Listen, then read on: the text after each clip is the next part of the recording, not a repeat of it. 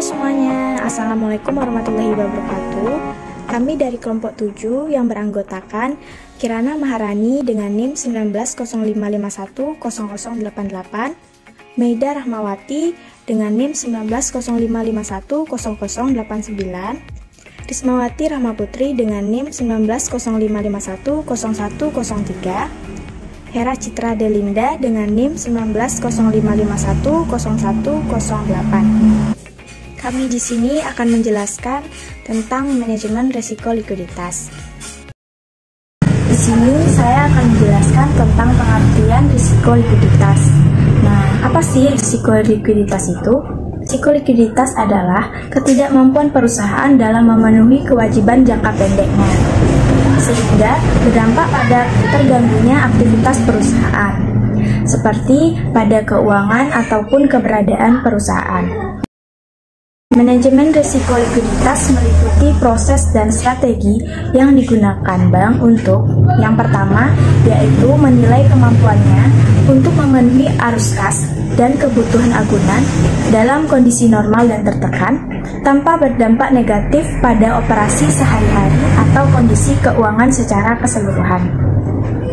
Lalu yang kedua, mitigasi risiko tersebut dengan mengembangkan strategi dan mengambil tindakan tepat yang dirancang untuk memastikan bahwa dana dan jaminan yang diperlukan tersedia saat diperlukan. Lalu, tujuan manajemen risiko likuiditas. Apa sih tujuan manajemen risiko likuiditas? Nah, yang pertama itu ada memelihara kecukupan likuiditas perusahaan sehingga setiap waktu mampu memenuhi utang perusahaan yang jatuh tempo. Yang kedua, memelihara kecukupan likuiditas perusahaan untuk mendukung pertumbuhan aset perusahaan yang berkelanjutan. Yang ketiga, menjaga likuiditas perusahaan pada tingkat yang optimal sehingga biaya atas pengelolaan likuiditas berada dalam batas yang dapat ditoleransi. Yang keempat, menjaga tingkat kepercayaan nasabah terhadap sistem perusahaan. Terdapat dua klasifikasi risiko likuiditas.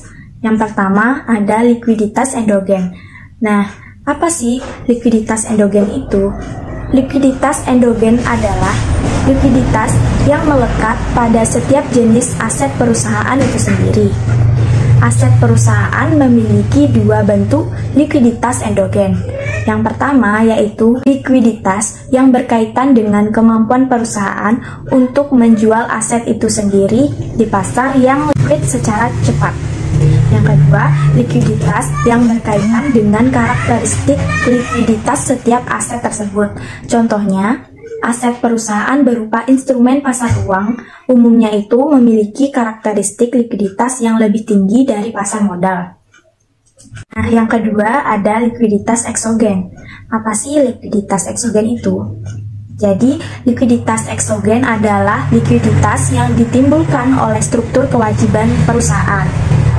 Nah, perusahaan dengan struktur kewajiban yang bertumpu pada dana jangka pendek akan menghadapi risiko likuiditas yang lebih tinggi ketimbang bank dengan struktur kewajiban yang seimbang antara dana jangka pendek dan dana jangka panjang.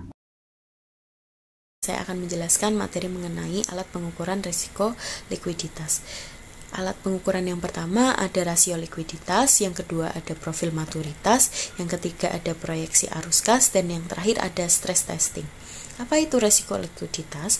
Resiko likuiditas yaitu resiko keuangan yang menggunakan indikator likuiditas atau mengukur kemampuan perusahaan untuk memenuhi hutang jangka pendek. Rasio likuiditas terbagi menjadi dua, yaitu current ratio dan quick ratio.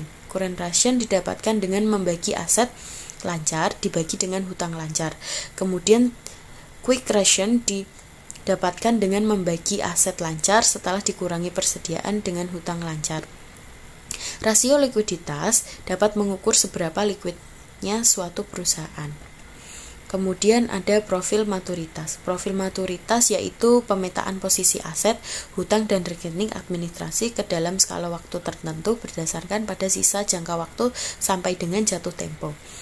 Profil maturitas menyajikan pos-pos aset, hutang, dan rekening administrasi yang dipetakan ke dalam skala waktu berdasarkan sisa waktu sampai dengan jatuh tempo sesuai kontrak atau berdasarkan asumsi, khususnya untuk pos neraca dan rekening administrasi yang tidak memiliki jatuh tempo kontraktual antara lain karakteristik produk, kemudian perilaku pihak lawan atau nasabah, dan kondisi pasar serta pengalaman histori. Di sini saya akan menjelaskan mengenai proyeksi arus kas. Proyeksi arus kas yaitu proyeksi seluruh arus kas masuk dan arus kas keluar, termasuk kebutuhan pendanaan untuk memenuhi komitmen dan kontingensi pada transaksi rekening administratif. Proyeksi arus kas menyajikan arus kas yang berasal dari aset, hutang, dan rekening administratif, serta kegiatan usaha lainnya yang dipetakan ke dalam skala waktu tertentu. Penyusunan proyeksi arus kas tidak hanya mendasarkan pada maturitas kontraktual, tetapi juga pada asumsi perilaku nasabah yang relevan dengan kondisi likuiditas perusahaan. Asumsi yang digunakan perusahaan harus dapat diterima kewajarannya, didokumentasikan dengan baik, dan ditinjau secara berkala untuk menilai kesesuaiannya dengan kondisi likuiditas perusahaan. Selanjutnya ada stress testing. Stress testing yaitu pengujian terhadap kemampuan perusahaan untuk memenuhi kebutuhan likuiditas pada kondisi krisis dengan menggunakan skenario stres, secara spesifik pada perusahaan maupun stres pada pasar. Pengukuran dengan menggunakan stress testing dilakukan dengan ketentuan sebagai berikut. Stress testing harus dapat menggambarkan kemampuan perusahaan untuk memenuhi kebutuhan likuiditas dalam kondisi krisis yang didasarkan pada berbagai skenario. Cangkupan dan frekuensi stress testing harus disesuaikan dengan skala, kompleksitas kegiatan usaha, dan exposure resiko likuiditas perusahaan. Selanjutnya di sini saya akan menjelaskan mengenai kendala yang mungkin ada dalam manajemen risiko likuiditas. Yang pertama, tidak ada tampilan likuiditas yang terpusat. Jadi, departemen dan unit bisnisnya itu pisah sehingga membatasi kemampuan perusahaan untuk memahami posisi likuiditasnya. Yang kedua, ada kemampuan analitik yang terbatas, sehingga perusahaan akan memiliki kesulitan dalam memproyeksikan kasnya. Selanjutnya, yang ketiga, ada pengujian tekanan yang tidak memadai. Hal ini adalah dapat menjadi kendala dalam melakukan manajemen risiko likuiditas. Nah, untuk itu, kita dapat menanganinya dengan langkah-langkah untuk mendapatkan manajemen risiko likuiditas yang baik. Yaitu langkah-langkahnya ada tetapkan kerangka kerja analitik untuk menghitung risiko, mengoptimalkan modal, dan melihat peristiwa pasar serta likuiditasnya. Temukan solusi yang dioptimalkan dengan cepat untuk kebutuhan likuiditas dan modal perusahaan Anda. Dengan mengevaluasi likuiditas pasar dan skenario pengoptimalan di perusahaan menggunakan analisis skenario cepat yang kompleks di berbagai waktu. Selanjutnya, yang kedua ada kelola data Anda, yaitu dapatkan pandangan terpusat likuiditas perusahaan dengan mengintegrasikan informasi yang paling baru dan pembaruan portofolio, pengembalian modal, dan pandangan pasar likuiditas pada basis skenario dalam satu hari. Selanjutnya, langkah yang ketiga, integrasikan proses manajemen risiko Anda. Nilai portofolio yang kompleks dan kelas aset dengan mengintegrasikan penilaian portofolio dan analisis skenario dapat pada platform tunggal dan langsung nilai dampak potensial, guncangan pasar masa depan, dan skenario likuiditas. Sekian presentasi dari kelompok kami. Apabila ada kesalahan, mohon dimaafkan. Wassalamualaikum warahmatullahi wabarakatuh. Bye.